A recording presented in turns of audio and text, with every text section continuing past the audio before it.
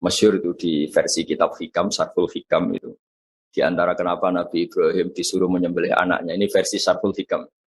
Di awal juz 2, saya beri penjelasan awal juz 2. Itu di situ dijelaskan. Jadi Nabi Ibrahim mengertikan diangkat ke alam malakut, kemudian sama Allah ditanya, gimana dengan orang-orang yang maksiat di bumi saya? Kata Nabi Ibrahim, ya kira-kira ahlikum ya Allah, karena innahum mereka makan rezeki engkau, akalu rizqoka, kemudian asauka mereka mendurhakai kamu. Engkau ya Allah, asauka mendurhakai engkau. Sampai ada contoh maksiat yang macam-macam. Dan Allah langsung nurutin. Suatu saat Allah minta supaya Nabi Ibrahim menyembelih anaknya. Nabi Ibrahim menjawab, innahu samratu fuadi, itu buah hati saya bagaimana saya sembelih. Kata Allah, kamu dulu apa Anda ingat ketika di alam malakut usul begini-begini saya turutin. Dan sekarang saya usul kamu nyembelih anak kamu gak terima, alasan kamu itu anak kamu. Itu yang kamu usulin saya bunuh, itu hamba saya yang menciptakan saya. Dan saya arham bi ibadi, saya itu sangat sayang. Enak saja kamu usul bunuh-bunuh gitu. Semenjak itu Nabi Ibrahim jadi Allah, jadi halimum munib. Ya sama seperti itu. Kalau kamu jadi keamanan pondok itu nasir orang seneng. Coba kalau yang nakal itu punya Mbak Yu cantik yang kamu bidik Mbak Yunya, itu berat betul itu mau nasir itu karena kamu punya kepentingan. Makanya saya sering guyon kalau ada pembantu mecahkan piring kok dimarahin pasti tidak cantik. Karena marahin orang cantik itu susah. Karena ya artinya ya orang itu banyak kepentingan. Kalau ada orang nyulayani janji kok kamu marah karena orang itu tidak punya jasa. Coba kalau orang itu ngutangi kamu 1 miliar, terus dia nyulayani janji. Wah kamu tidak bisa marah, nggak ditagih sudah seneng. Jadi sebetulnya kita marah itu bukan murni karena kesalahan orang. Kebetulan yang salah itu tidak orang yang berjasa sama kita, orang yang kita tidak punya harapan. Dianggap orang nggak penting. Coba kalau yang salah itu perempuan cantik yang kamu seneng.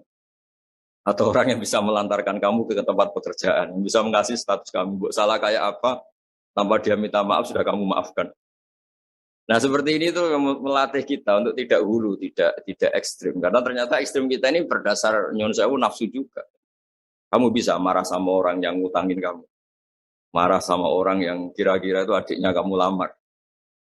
Kalau santri sudah tua-tua itu mungkin ngelamar buliknya. Kalau sudah. Nah, itu kan kelihatan. Makanya kita dilatih ada ilmun minnah ya. Perasaan bahwa orang lain itu berjasa ke kita. Supaya merasa utang jasa lah sama banyak pihak. Nah, kalau jalan-jalan di daerah-daerah kemudian ada masjid, itu sadar Islam yang ngurusi tidak hanya saya, di mana-mana ya ada Islam. Dan itu pengurusnya ada kita.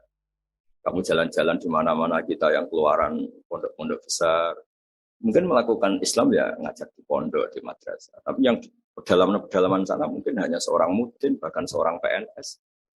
Makanya Mbah Mun sering pesan suatu saat yang membawa Islam kemana-mana itu PNS.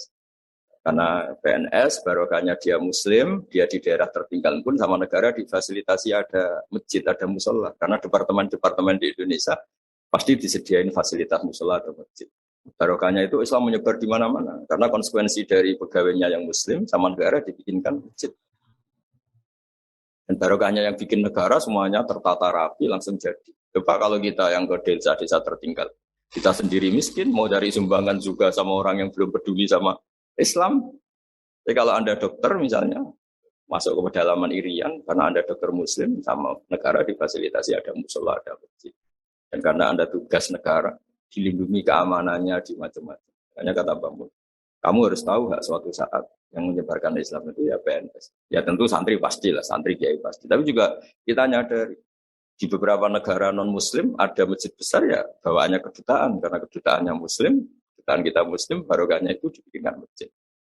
Itu juga mahasiswa-mahasiswa akhirnya ikut punya masjid di beberapa negara Eropa, di Amerika Latin, itu barokahnya ada kedutaan muslim, misalnya Indonesia atau Arab Saudi, terus diberi fasilitas agama, dan seterusnya.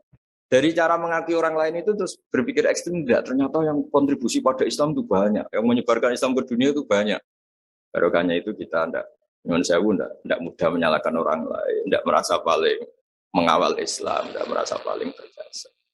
Ya saya kira demikian.